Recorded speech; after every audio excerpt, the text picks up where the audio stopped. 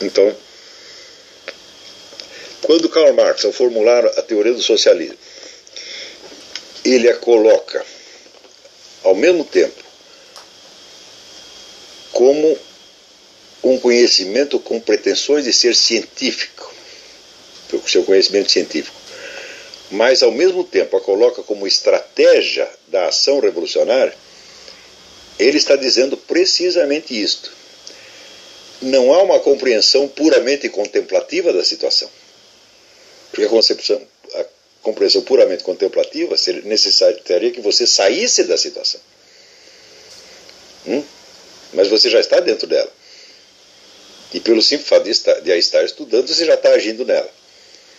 Então deve haver um tipo de ação que emerge de dentro da própria situação e a esclarece na medida em que a leva aos resultados que já estão potencialmente dentro dela. É isso que ele chama da praxis. Quer dizer, a praxis é uma fusão indissolúvel de teoria e prática. Então, se você acompanhar a história do marxismo, as discussões internas do marxismo, nunca existe uma discussão puramente teórica e nunca existe uma discussão puramente prática. Então, isto foi a especialidade que os marxistas desenvolveram. É claro que às vezes essa fusão, essa articulação de teoria e prática se transforma em confusão de teoria e prática e adquire um sentido alucinatório. Eu falei disso no meu livro Gênio das Aflições. Mas evidentemente nem sempre é assim. Às vezes a articulação é muitíssimo bem feita e ela cria uma orientação das ações no sentido que realmente ajuda a esclarecer a situação na medida em que desenvolve a situação. Ora, esse tipo de raciocínio dialético você observa, por exemplo, até na sua vida pessoal. Quando eu dei para vocês no começo do curso aquele exercício do necrológio, eu digo, ora, o necrológio você vai descrever um ideal ou um sonho que você tem. Mas na medida em que você já está descrevendo, você já está tomando uma atitude com relação a ele. Você está fazendo uma escolha, você está privilegiando certos pontos, e certamente este esclarecimento que você fez do sonho da sua vida, do objetivo da sua vida, ele está fortalecido pelo simples fato de você descrevê-lo. Então não é só uma descrição, é uma ação e uma decisão que você tomou. Mas também não é uma decisão pura, não é uma pura ação. Ele tem um elemento contemplativo, um elemento ativo, vamos dizer, em tensão interna. É difícil você saber onde termina um e começa o outro, mas você sabe que os dois estão ali. Então esta é uma experiência que todos vocês tiveram. E nesse sentido você vê que em tudo que diz respeito à ação humana, à história, à política, à psicologia, etc., etc., esse enfoque dialético, ele é melhor do que o enfoque positivista. O enfoque positivista procura traçar um limite nítido. Até aqui estamos na descrição objetiva da realidade e agora, a partir daí, vão as nossas decisões. Quer dizer, as escolhas são independentes, Aliás, a descrição da situação é independente das escolhas que serão posteriores. Mas a tradição marxista sempre soube que as duas coisas vêm juntas. E daí que, no planejamento de ações de longo prazo, ou seja, na condução do processo histórico, os marxistas têm sempre se revelado incomparavelmente superiores aos seus concorrentes positivistas. Então, você observando as transformações por que passou, vamos dizer, a cultura superior americana nos últimos 50 ou 60 anos, você observa que a influência marxista, e mais especificamente comunista, no curso dos acontecimentos foi enorme, foi monstruosa. você vê que toda a cultura superior ela foi sendo modificada precisamente no sentido que os marxistas haviam planejado, né? Ao ponto de hoje já me parece que toda, vamos dizer, a circulação de ideias no mundo acadêmico e político americano é apenas um epifenômeno, um reflexo da história do comunismo. Ou seja, tudo que os americanos tiveram, vamos dizer, de iniciativa própria no campo técnico, científico e econômico, eles têm de pura reação passiva na esfera da ação histórica de longo prazo. Ou seja, eles são conduzidos pela estratégia comunista e não tem a menor ideia de que isso acontece. Precisamente por quê? Porque não são capazes de encarar esta tensão interna de teoria e prática. Sobretudo, não são capazes de raciocinar dialeticamente. O que é raciocinar dialeticamente? É você descrever a situação não de uma, mas de duas maneiras contraditórias. Porque os elementos contraditórios estão presentes dentro da própria situação e a ação humana, tá certo? A ação do partido, a ação da militância, a ação da elite comunista, não consistirá em levar as coisas nem para um lado nem para o outro, mas em jogar com as contradições para produzir um terceiro resultado. Ou seja, a ação comunista não pode ser entendida nos termos que Weber chamava de ação racional segundo fins. A ação racional segundo fins é uma ação consequente e continuada, logicamente, tá certo? Para, mediante um jogo de causa e efeito, produzir determinados resultados que são cientificamente previsíveis. Por exemplo, quando você faz um investimento, não é isso? Bom,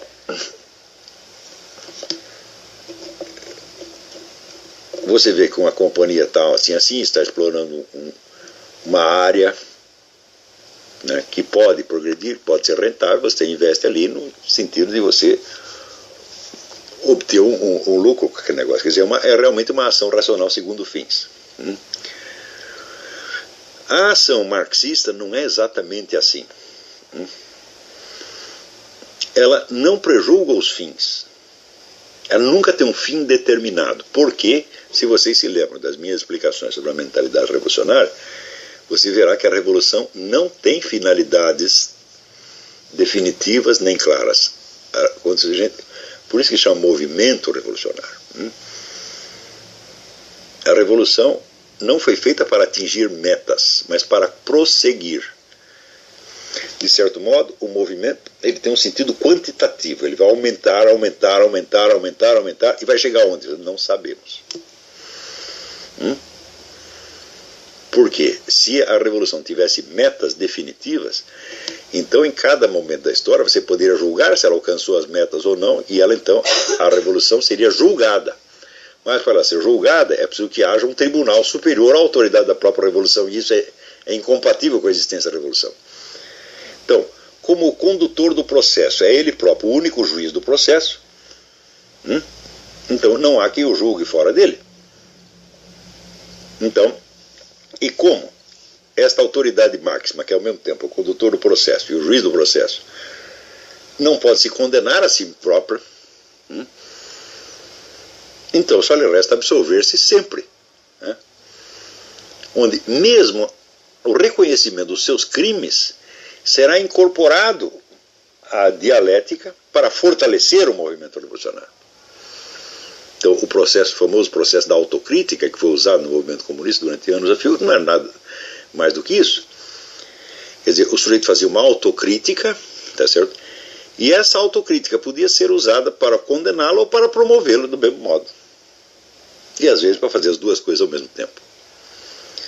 Então, a ação comunista, ela não atende aos requisitos positivistas da ação racional segundo fins, conforme a descrevia Max Weber, Porque a revolução não tem uma meta determinada. E não pode ser submetida a um cálculo de custo-benefício. Isto quer dizer que o progresso da ação revolucionária nunca é medido em termos de metas concretas, mas em termos simplesmente do aumento total da força do movimento. Estão compreendendo? E é por isto mesmo que esta ação pode jogar com elementos contraditórios, tá certo? Porque é do jogo das contradições que surgirá o resultado total, que é o fortalecimento do próprio movimento. De modo que, dadas duas hipóteses contrárias, o movimento comunista apostará nas duas ao mesmo tempo. De modo a fazer que, se predominar a primeira, ótimo. Se predominar a segunda, ótimo. Se as duas se fundirem para produzir um terceiro resultado, ótimo também. Estão entendendo? E este tipo de raciocínio não entra numa cabeça de cientista social positivista e na cabeça de analista político positivista, de diplomata positivista, de analista estratégico positivista, de jeito nenhum. Então, quando nós vemos o sucesso absoluto do movimento comunista em conduzir a história americana ao longo dos últimos 60 anos, nós entendemos por que isso aconteceu.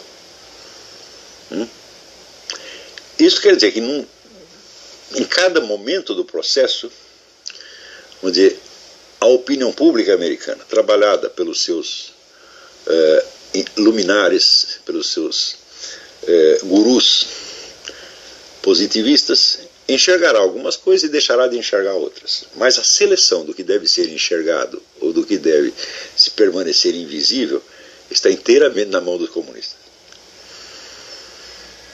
Um exemplo característico foi a atitude dos Estados Unidos na Segunda Guerra Mundial, onde vocês sabem que havia, muito antes do pacto Ribbentrop-Molotov, havia uma colaboração secreta entre a União Soviética e a Alemanha nazista, no sentido de fomentar o crescimento do exército alemão, que era proibido pelo Tratado de Versalhes, para usá-lo como ponta de lança para a ocupação soviética da Europa. O raciocínio de Stalin era simples. Esses nazistas são os loucos, eles são revolucionários, mas eles não têm uma teoria científica da revolução, são anárquicos, então eles ganham, mas não levam. Eles vão destruir tudo na Europa Ocidental, na Europa inteira, e daí nós vamos atrás, e eles ganham e nós levamos. Então por isso vamos fomentar aqui o crescimento do exército alemão, até transformá-lo num perigo mundial, como de fato veio a acontecer. Então, enquanto estava em curso este processo, a União Soviética fazia a propaganda antinazista da boca para fora e por baixo estava lá colaborando com os nazistas. Ou significa, por que ela fazia essas duas coisas? Porque havia duas hipóteses. Ou os nazistas invadiam efetivamente a Europa, controlavam a Europa, mas não conseguiam tomar conta dela. Então viriam as tropas soviéticas atrás e tomariam conta de tudo, ou o nazismo fracassaria. Então eles apostaram ao mesmo tempo no sucesso e no fracasso do nazismo. Isso é tipicamente dialética marxista. Tá certo? Num segundo momento, quando o único ponto em que a estratégia de Stalin falhou foi quando Hitler o traiu e invadiu a União Soviética. Então, evidentemente, num primeiro momento, Stalin não estava preparado para isso e ficou surpreso, mas em 5 minutos ele entendeu que havia uma vantagem nisso, porque era o momento de usar todas as potências ocidentais em favor da União Soviética. E como de fato foi feito. Se você for ver, por exemplo, a quantidade de ajuda americana que foi para a União Soviética durante a guerra e depois da guerra, é uma coisa monstruosa, supera a ajuda que os Estados Unidos deram para todos os outros países. Praticamente os americanos construíram a ajuda à indústria pesada soviética. Então,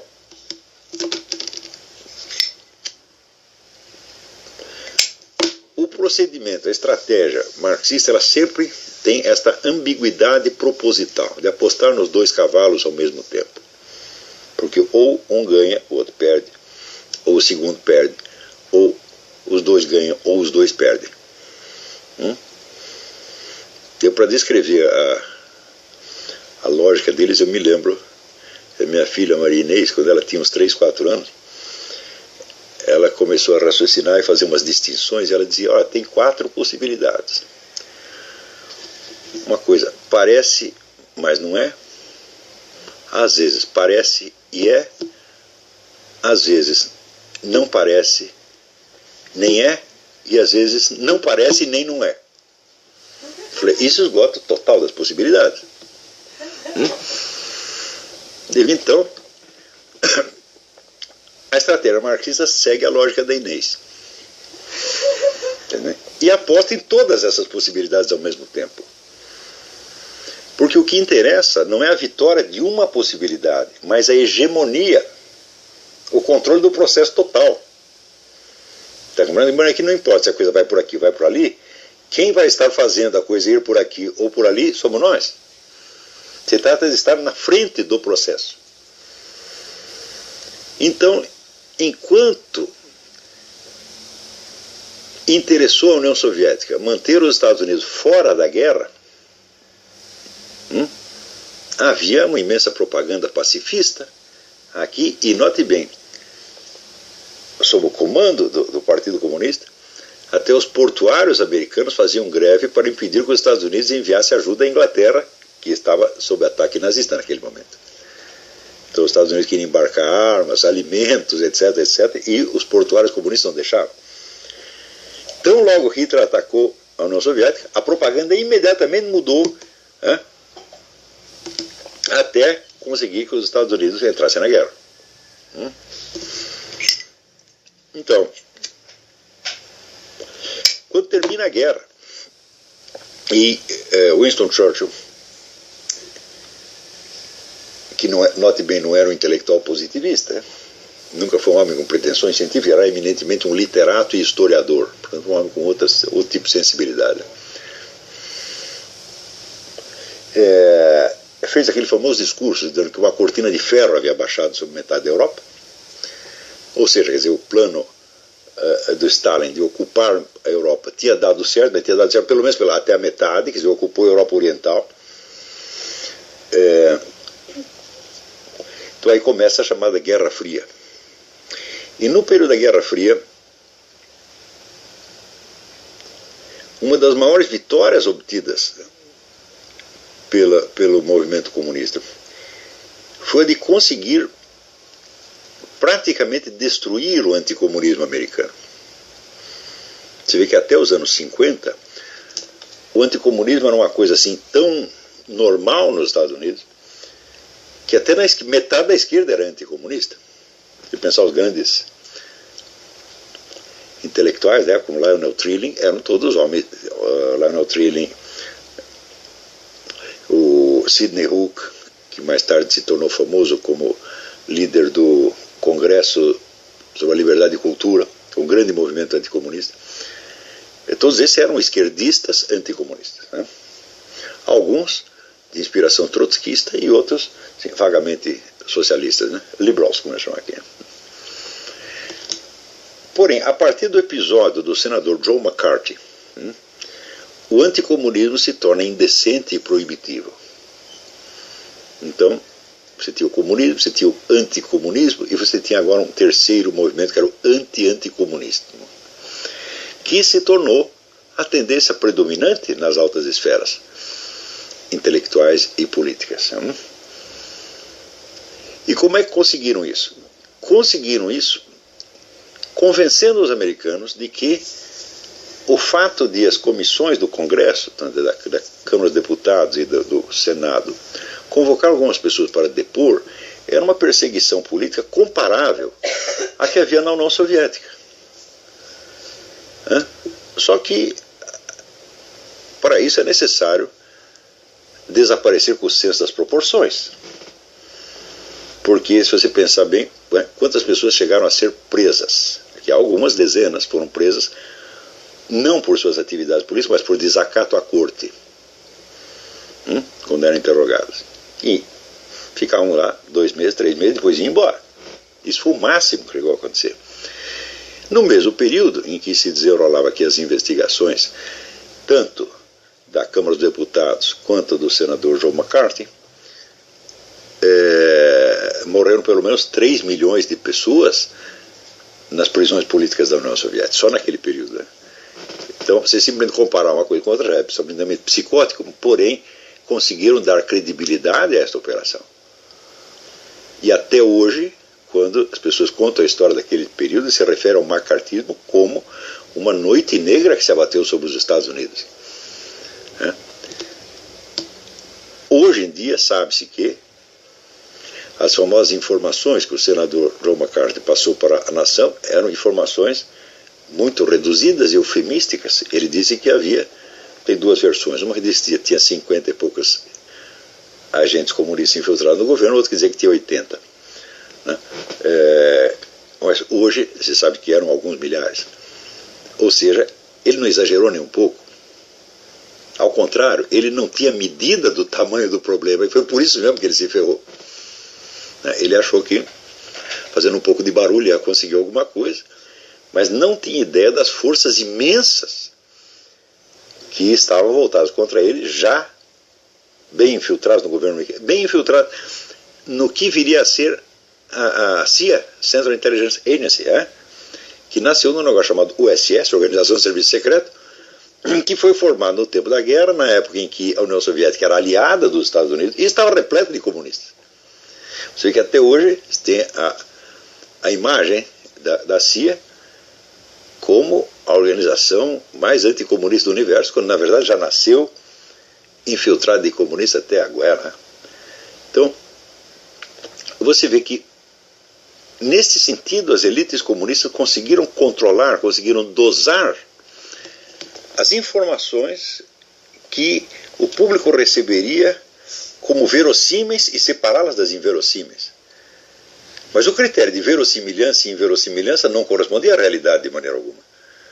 É como se os comunistas estivessem controlando o pedal do acelerador e freio, certo? Com uma habilidade absolutamente magistral. E conseguiram convencer um país inteiro a acreditar que aquelas denúncias do senador Joe McCarthy eram falsas, quando eram todas verdadeiras. E até muito modestas em comparação com a realidade. Este engano ainda prevalece. Mesmo pessoas que se dizem conservadoras, direitistas, usam o termo macartismo ainda para designar o máximo de perseguição política que eles são capazes de imaginar. Quer dizer que enquanto pessoas a granel estavam sendo torturadas e mortas na União Soviética, aqui o simples fato de comparecer numa audiência do Congresso, alegar a 5ª emenda e, portanto, não precisar dizer nada, essas 2 coisas eram apresentadas como se fossem perseguições políticas igualmente graves e perigosas. Claro que foi um engano. Outros enganos ocorreram em seguida. Por exemplo, quando houve a famosa ofensiva do Tet, na Guerra do Vietnã, que foi a ofensiva do Vietnã do Norte 100% fracassada. E que foi apresentada aqui como se fosse uma vitória do Vietnã do Norte. Houve, por exemplo, a famosa invasão, o famoso ataque à embaixada americana em Saigon. Quantos Vietcongs entraram na embaixada? Nenhum. Morreram todos na porta. Ou seja, a invasão não houve. Foi um fracasso total. Porém, na televisão aqui, se exibiu aquelas cenas dos funcionários da embaixada sendo retirados em helicópteros pelo teto, e aquilo foi apresentado como se fosse um desastre total para os americanos. Então, o que tinha sido um fracasso total, quer dizer, O exército Vietcong terminou a ofensiva do Tet devastado, acabou o exército Vietcong, não tinha mais. Tá certo? A invasão da embaixada simplesmente não houve. Mas simpatizantes e agentes comunistas bem colocados na mídia conseguiram passar a impressão exatamente contrária. Hoje nós sabemos a história. Porém, levou 50 anos para saber qual é a história, para saber o que aconteceu realmente. Então isso quer dizer que esse controle da imagem pública da situação sempre esteve na mão dos comunistas. Por que eles conseguem fazer isso? Porque raciocinam, vou dizer, numa faixa de complexidade que a mente positivista não alcança. Por exemplo, transformar o que hoje se chama, vamos dizer, a guerra assimétrica, que é definida também como, né, a vitória do perdedor. Como que num esforço bélico tanto faz você vencer ou perder? Se você venceu, você venceu. Se você perdeu, você transforma a derrota militar numa vitória político-publicitária do mesmo jeito. E com uma flexibilidade imensa. Essa flexibilidade é inerente ao pensamento marxista, que é dialético até a medula. Não é lógico-científico como o pensamento positivista. Então, os positivistas acreditam naturalmente que o marxismo é uma pseudociência e se consideram infinitamente superiores àquilo. Eu digo, bom, o marxismo é uma pseudociência no sentido em que vocês definem ciência como uma descrição objetiva da realidade separada dos elementos subjetivos. Porém, como a história é um domínio do subjetivo e o objetivo estão interpenetrados em constante tensão, aquele que os confundir melhor terá a visão mais clara, mais acertada, mais realista e, portanto, a possibilidade de ação mais eficaz.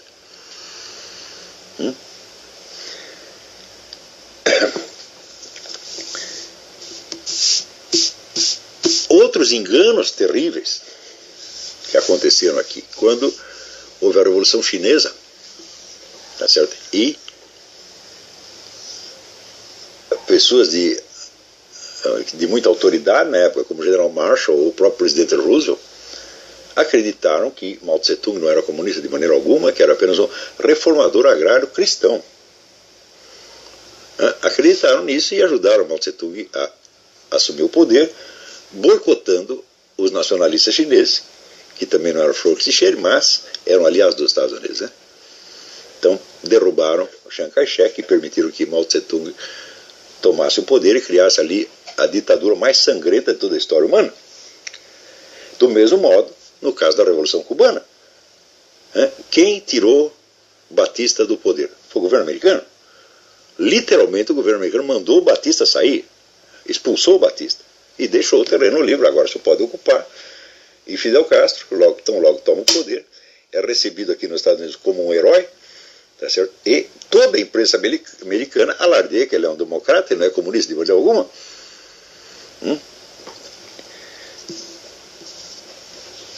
Mais tarde, quando o regime comunista, pela sua inviabilidade econômica intrínseca, porque a dialética pode conduzir o processo histórico, mas não há dialética que ponha dinheiro no seu bolso. Aí tudo funciona mesmo de acordo com a matemática. Quer dizer, no setor da economia, a racionalidade positivista funciona muito bem. Pelo menos no setor da indústria. Quando você fala de investimento, não. Nessa área de investimento já entra um elemento subjetivo que funciona dialeticamente. E está aí o George Soros, que não me deixa mentir, que às vezes ele investe precisamente nas empresas e nações que ele pretende desgraçar. Fala, esse cara sabe dialética. Então, vocês estão acompanhando o meu raciocínio? Não foi parar muito longe.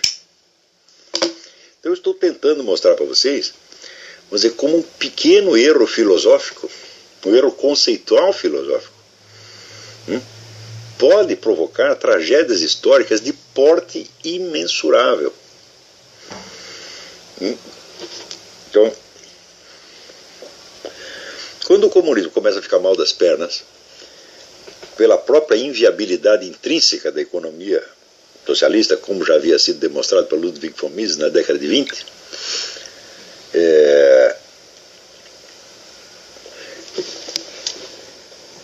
o que acontece em seguida? A debacle do comunismo é reaproveitada para fortalecer o movimento revolucionário no mundo inteiro.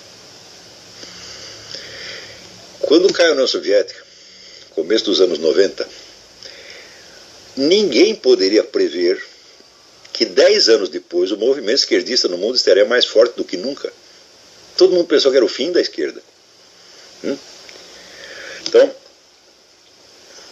nós não precisamos necessariamente endossar a tese do Anatoly Golitsyn de que tudo isso foi uma farsa, de que a queda da União Soviética foi uma aparência criada pela KGB, tá certo, para ludibriar o Ocidente. Mesmo não tendo sido tudo planejado, foi reaproveitado em seguida neste sentido.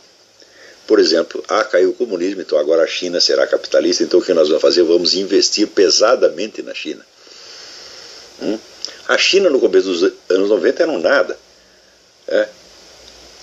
Era um país em desespero. Passados 20 anos, com o dinheiro americano, ela se transformou numa potência econômica militar que ameaça os Estados Unidos. E tudo isso foi feito com dinheiro americano. Ou seja, todos os investidores foram levados a acreditar que a liberdade econômica traria a liberdade política. Por que eles foram levados a acreditar nisso? Porque raciocinam positivisticamente.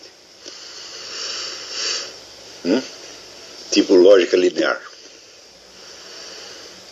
Mas a liberalização econômica pode trabalhar para o fortalecimento de uma ditadura comunista se os principais investidores forem os próprios comunistas, como de fato aconteceu. O grande investidor na China é o exército chinês. E evidentemente o Partido Comunista Chinês. Então, quer dizer, a injeção de capitalismo fortaleceu a mesma classe dominante do regime anterior. Então, os comunistas sabem raciocinar dialeticamente e sabem que toda situação pode ser aproveitada em sentido inverso, porque não há situação unívoca. Não é isso? Vamos dizer, a economia, a política, a cultura, a religião, a moral, etc, etc, são camadas entre as quais você tem todo tipo de relação possível. Não há essa coisa linear de que se a economia é liberal, então a política será liberal. Não existe isso. Eles sabem que não é assim. Eles sabem que existem contradições e que jogar com as contradições é o caminho do sucesso. Não do sucesso econômico, mas eles não precisam do sucesso econômico. Então, uma crise econômica pode ser fatal para um governo democrático. Porque o governo democrático depende do voto popular. E se o país fica na miséria, todo mundo fica revoltado com o governo e vota na oposição. Mas para uma ditadura não é assim. A ditadura pode tirar proveito do sucesso econômico, como Stalin tirou do sucesso econômico durante e depois da guerra, como ele pode tirar proveito de uma crise econômica e da miséria, usando a miséria como pretexto para fortalecer o controle policial da sociedade e a guerra contra os inimigos, infiltrados, os agentes estrangeiros, etc, etc. As duas coisas servem. Então, esta flexibilidade e rapidez com que a estratégia comunista muda de um lado para o outro é uma coisa que desnorteia o sujeito formado na base positivista, que pensa que todo mundo vai agir de maneira consequente em vista de determinados fins definidos.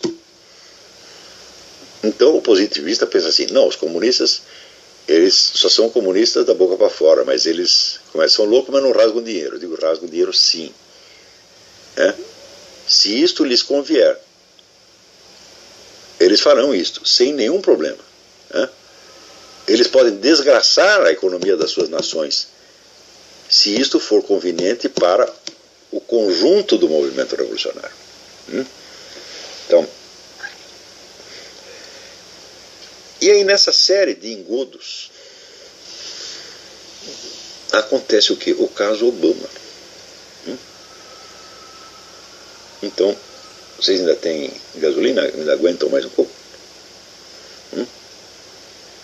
Eu não quero deixar isso para a aula que vem, porque é uma aplicação muito clara de tudo isso que eu estou falando.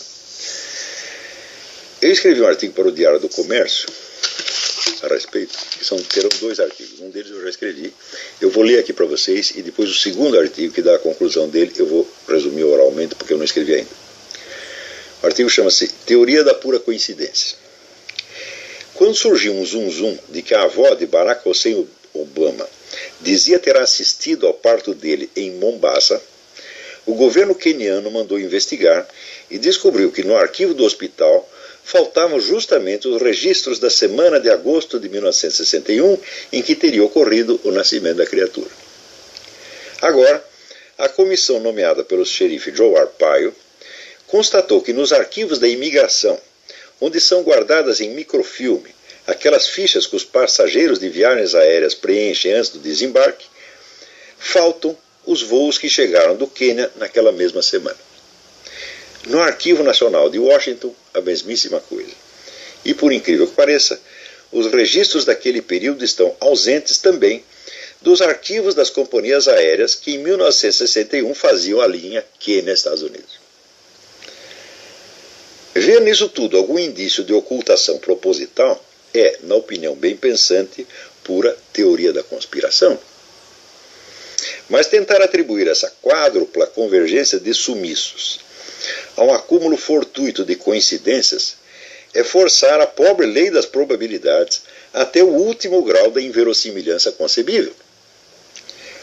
Mesmo esse grau, porém, é manifestamente ultrapassado quando alguém pretende que foi também por pura coincidência que essas coincidências aconteceram não a um cidadão qualquer, nem mesmo a um presidente qualquer, mas logo àquele que recusa mostrar seus passaportes, seus registros escolares, seus trabalhos acadêmicos e outros documentos que seus antecessores sempre abriram à inspeção pública. Entre a teoria da conspiração e a teoria da pura coincidência, a primeira, a esta altura, já se tornou muito mais razoável. Por fim, se esse presidente exibe um certificado de alistamento militar com carimbo grosseiramente falsificado e, mandando publicar uma cópia eletrônica da sua certidão de nascimento, gasta $1 milhão com advogado para impedir o acesso ao original do documento, o teórico da pura coincidência, que se pretende a encarnação máxima da sanidade, já começa a parecer aquilo que sempre foi, um louco, um idiota completo ou parte interessada na ocultação do óbvio. A experiência me ensinou que quando a maioria bem pensante aposta que 2 mais 2 são 5, é mais prudente nadar contra a maré e ser apontado nas ruas como louco. A opinião respeitável pode ser muito respeitável, mas a matemática é mais. Afinal, essa gente toda apostou que o Foro de São Paulo não existia, que o PT nada tinha a ver com as Farc, nem essas com o tráfico de drogas, que a ascensão do petismo acabaria com a era da corrupção na política e que a China se tornaria democrática tão logo adotasse a economia de mercado. Em todos esses casos me chamaram de louco porque eu dizia que não. E em todas essas ocasiões preferi antes ganhar a aposta sozinho do que perdê-la mal acompanhado. Que Obama seja o presidente da Manchúria, que por trás da súbita e misteriosa ascensão de um ilustre desconhecido ao comando da nação americana haja um vasto esquema de ocultação e manipulação, a maior fraude política de todos os tempos, é coisa que, no meu modestíssimo e louquíssimo entender, já nem se discute. Quem quer que ainda tenha dúvidas a respeito, sofre de síndrome do piu-piu em estado terminal. Só o que resta é sondar melhor as finalidades da operação. Não posso crer razoavelmente que o objetivo de tão complexo, trabalhoso e arriscado empreendimento fosse apenas a conquista da presidência, nem que os planejadores da coisa imaginassem poder manter os fatos encobertos e invisíveis para sempre. Ao contrário, mais do que colocar um agente inimigo do comando do país, a operação deve ter tido como objetivo principal o efeito psicossocial traumático, devastador, que a revelação tardia da fraude, mais dia menos dia, viria a ter sobre todo o eleitorado que se rendeu ao engodo com paixão e entusiasmo, cedendo à mais tola chantagem racial, confiando cegamente nos inimigos e expondo à perseguição e à zombaria os mais sinceros patriotas. Induzir toda uma população a apostar contra si mesma, a ajoelhar-se entre o altar de um ídolo postiço com identidade falsa, é sem dúvida a vitória mais admirável que alguém já obteve no campo da guerra psicológica. Nesse sentido, a própria revelação da verdade, quando se tornar pública, contribuirá para a derrocada dos Estados Unidos, criando uma crise constitucional e social num momento em que o país, em estado de estupor, estará atolado num desastre econômico sem precedentes e metido ou em vias de meter-se em mais uma guerra. É impossível que essas linhas de consequência não tenham, desde o início, entrado nos cálculos dos planejadores. Quem são eles? Possivelmente é o que tentarei sondar num artigo vindouro. Daí tem um PS. Mal havia eu acabado de escrever essas palavras, quando chegou pelo Warnet Daily a notícia de que o jornal oficial russo, o Pravda, estava denunciando alto e bom som a conspiração geral da mídia americana para ocultar a fraude documental de Obama. Pode parecer uma ironia que as funções tradicionais respectivas do jornalismo americano e russo tenham se invertido. Mas também aí, se me permitem, não há nenhuma coincidência. A mega operação simplesmente passou à segunda fase. Do ludíbrio geral, está saltando para a revelação brutal de uma obviedade tanto mais desmoralizante quanto mais longamente e obstinadamente rejeitada. Os americanos, uma vez demonstrado ante a Schadenfreude é alegrar-se com a desgraça alheia, né? Ante a Schadenfreude da humanidade inteira, o quanto é fácil ludibriá-los, fazê-los de palhaços e jogá-los contra si próprios, precisarão de muita ajuda divina para, depois de tamanha humilhação, poder conservar ainda algum espírito patriótico. A pergunta que surge em seguida é, então, mas quem são os autores da operação? De quem você está falando? Então, remeto vocês à minha apostila sobre os problemas de método nas ciências sociais e a teoria da ação que está ali subentendida.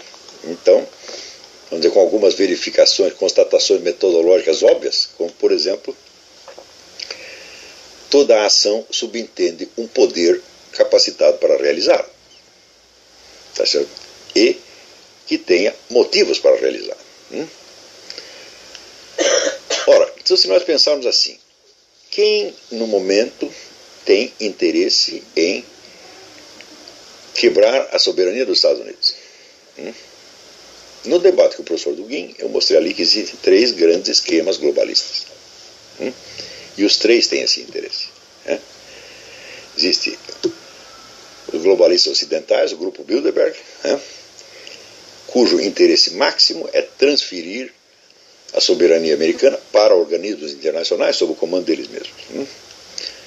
Existe o esquema russo-chinês, que é inimigo tradicional, tá certo?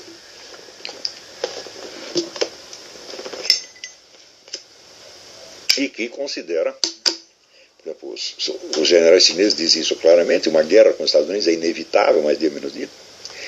E existe o esquema islâmico, tá certo? Cujo interesse anti-americano não preciso explicar. Então, esses 3 grupos teriam razões para fazer uma operação desse tipo. Já que os 3 têm razões, podemos perguntar, bom, mas qual deles está interferindo realmente neste caso?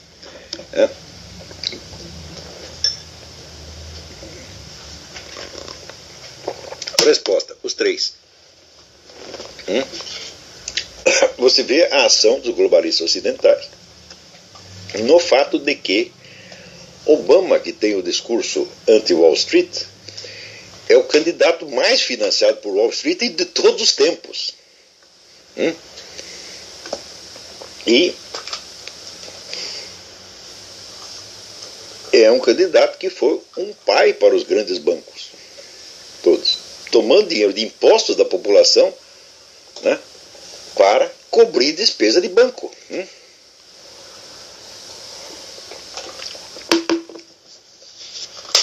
O elemento islâmico está presente nas duas pontas do processo. A carreira de Barack Obama começou sendo misteriosamente financiada por um príncipe saudita.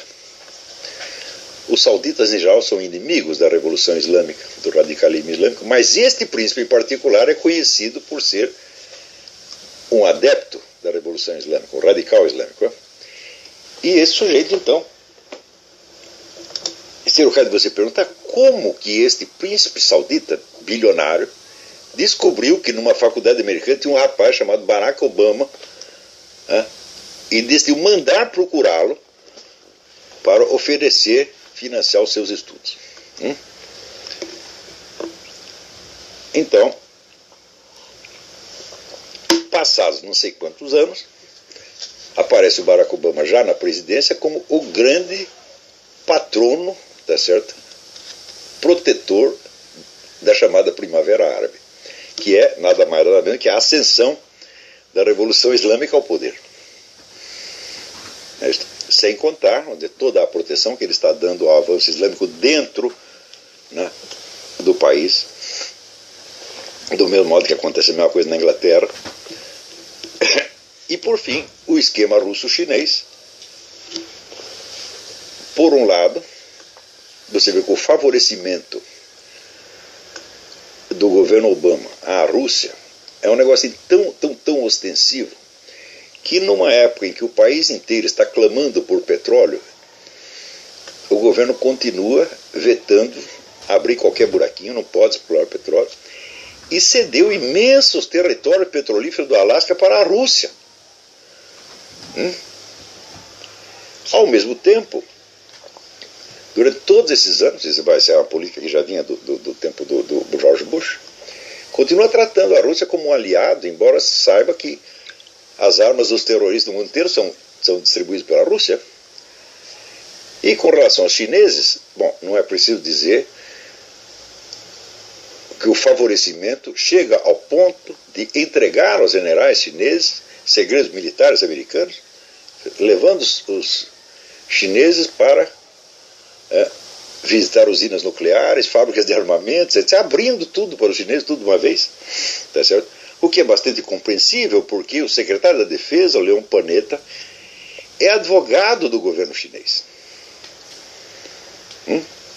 Você vê, assim como no tempo de Franklin Roosevelt, onde o governo favoreceu a União Soviética até o fim, né, o secretário de Estado, Dean Acheson, era o escritório de advocacia dele, tinha como seu principal cliente o governo da União Soviética. Repetiu-se a situação. Quer dizer, você coloca o advogado da nação concorrente ou inimiga nos mais altos postos. O que ele vai fazer lá? Vai defender os interesses do seu cliente, evidentemente. Então, ou seja, os três esquemas estão presentes na fabricação da figura do Obama. E os três têm interesse em quebrar a hegemonia americana, se não em quebrar a própria soberania americana, reduzir o país a nada. Então, raciocinando dialeticamente, num primeiro instante, engana-se o país inteiro, vendendo como candidato salvador um sujeito que não tem sequer documentos, que ninguém sabe onde é, sabe de onde veio e quem é, e explora essa credulidade americana, vamos dizer, como uma espécie de alegria sádica. Quer dizer, eu vou fazer você de trouxa até o fim. E coloca o sujeito no poder, e então passa essa segunda fase da operação, que é fazer exatamente o contrário de tudo aquilo que o Obama prometeu. Então ele promete fazer um governo transparente e faz o governo mais obscurantista de todos os tempos, onde tudo é proibido de saber. Isso promete fazer um governo que vai restaurar a economia popular e restaura o quê? As grandes fortunas dos grandes bancos, inclusive dos bancos mais ladrões que tem. E, em terceiro lugar, o indivíduo começa a instaurar todos os elementos de um Estado policial, como, por exemplo, esse Defense Authorization Act, que permite às Forças Armadas prenderem qualquer cidadão americano a qualquer momento, sem processo, sem nada, e mantê-lo preso por tempo indefinido. E permite matá-lo, se for preciso. E permite tirar a cidadania americana dele. A partir da hora que foi assinado esse decreto, que ele assinou no dia 31 de dezembro, no meio da confusão das festas de fim de ano, para ninguém perceber, a partir desse momento a democracia acabou, evidentemente, né? Muito bem, então enquanto o homem está lá, realiza nos Estados Unidos a política que esse esquema globalista determinou para todas as nações do mundo: enfraquecê-las no exterior, enfraquecer esses governos no exterior e fortalecê-los no interior.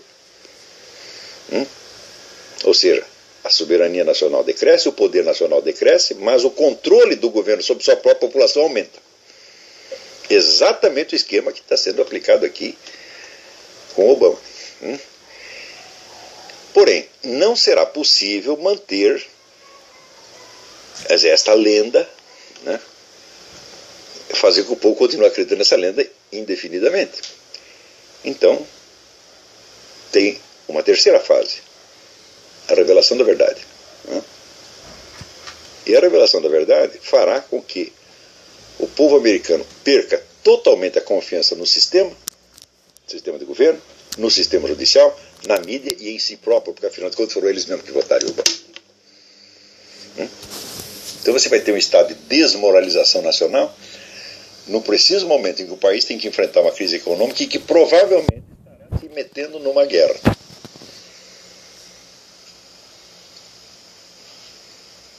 E o fato de que esta notícia tenha saído no Pravda mostra que estamos entrando em nova fase. Ou seja, a mentira tão laboriosamente construída será demolida por aqueles mesmos que a construíram. Tão logo essa demolição se revele útil para o mesmo propósito geral do plano. Você entender a continuidade dessa exposição desde o começo, negócio positivista, até essas conclusões, você vê que tudo isso é uma imensa tragédia. Começa uma tragédia intelectual, mas se prolonga numa tragédia política e pode terminar numa tragédia econômica e militar, com morte de milhões de pessoas. Então,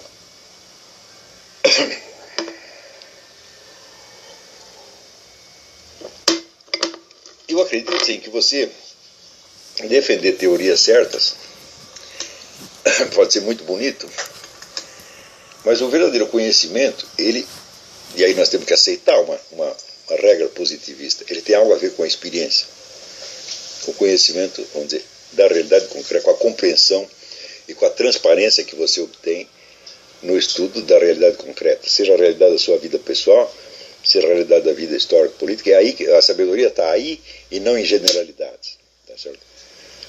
Então, a sua filosofia não é boa para ajudar você a entender o que acontece, então ela não é boa para absolutamente nada, né?